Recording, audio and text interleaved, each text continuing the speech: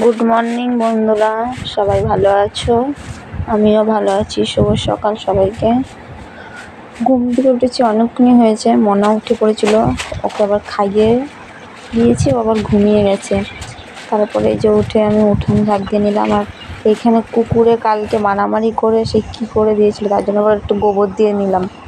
আর এই উনুনটা যখন নতুন বানিয়েছে তাই ফেটে গেছে, উনুনটাকে একটু লেপে নেবো। ভাবলাম তাহলে রান্নাঘরটাও লেপে ফেলি। উনুনটা যখন লেপলাম, রান্নাঘরও আমি লেপে নেবো। রান্নাঘর মনে এখন ঘুমোচ্ছে, ওই জন্য ঘুমোচ্ছে যখন, তখন আমি রান্নাঘরে লেপে নিই। এই যে গ্যাস টেবিলটাকে মুছে নেবো। গ্যাস টেবিলটা মোছা হয়নি কালকে রান্না করে, তাই এখন মুছে নিচ্ছি। কালকে রান্না করতে করতে মনা উঠে পড়েছিল, ওই জন্য কালকে আর মোছা হয়নি। এখন ঘুমোচ্ছে যখন, এখন মুছে নিই। উঠলে আবার মুছতে পারবো না। ঘুম থেকে উঠে জল খেতে হয়। আমার কাজ করতে করতে আবার ঘুম থেকে উঠেও পড়েছে, ও দেখো। তাই না তিশান? ঘুম থেকে উঠলে তো আবার একটু আদর করে দিতে হবে। জল খেয়ে খুশি হয়ে গেছে। বম্মা কি বললা? পাপার সাথে কালকে ভুরভুর গেছিলা? তাই? আমাকে তো নিলে না একটু। পাপা ওর বম্মা এসেছিল, তাই বললো কালকে কোথায় ঘুরতে গেছিলি? হ্যাঁ, পাপার সাথে এইদিকে আর ওইদিকে শুধু ঘুরছিলি, তাই বলছিলাম। আর এদিকে আমার ওই যে মনার খাবার বানিয়ে জামা প্যান্টগুলো কেচে নিয়েছি, তাই তোমাদের দাদাভাইকে বললাম আমাকে একটু ছাদে দিয়ে আসো, জামা প্যান্টগুলো নিয়ে উঠতে কষ্ট হয়ে যায়। ওই জন্য দিয়ে আসলো ছাদে। আমি এখানে জামা প্যান্ট মেলানো, আর ও দেখো বাবার সাথে ছাদে খেলছে। এদিকে আমার জামা প্যান্ট মেলা হয়ে গেছে, তাই আমি ভাবলাম এখন নিচে চলো নিচে চলো।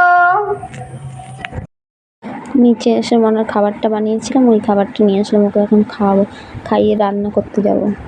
আর এদিকে মনাকে খাবারটা খাইয়ে দিয়েছি, ও ঘুমিয়ে গেছে। ওকে ঘুম পাড়িয়ে দিয়ে আমি রান্নাঘরে চলে এসেছি। রান্নাঘরে এসে উনুনটা ধরিয়ে ভাতটা বসিয়ে দেবো, কারণ ভাত কোনো সবজি নেই যে সবজি কাটবো।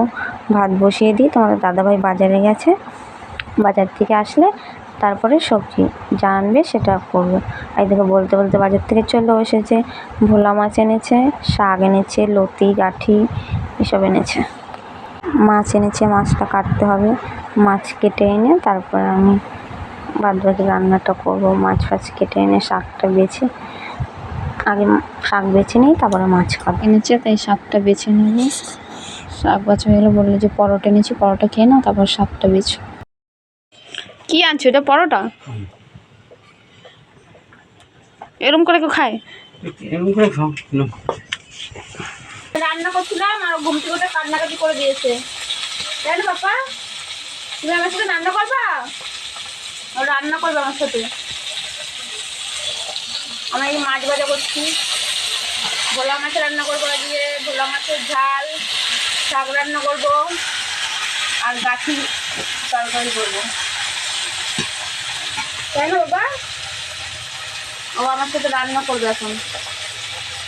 কত কান্না করেছে পাপাটা আমার ঘুম থেকে উঠে। এদিকে সব রান্না হয়ে গেছে, শাকটা ভাজা হলে হয়ে যাবে। শাক ভাজা হয়ে গেলে আবার ঘরে চলে যাব। ঘরে গিয়ে মনাকে স্নান করাবো, ও উঠে পড়েছে তো স্নান করিয়ে আবার ঘুম পাড়াতে হবে।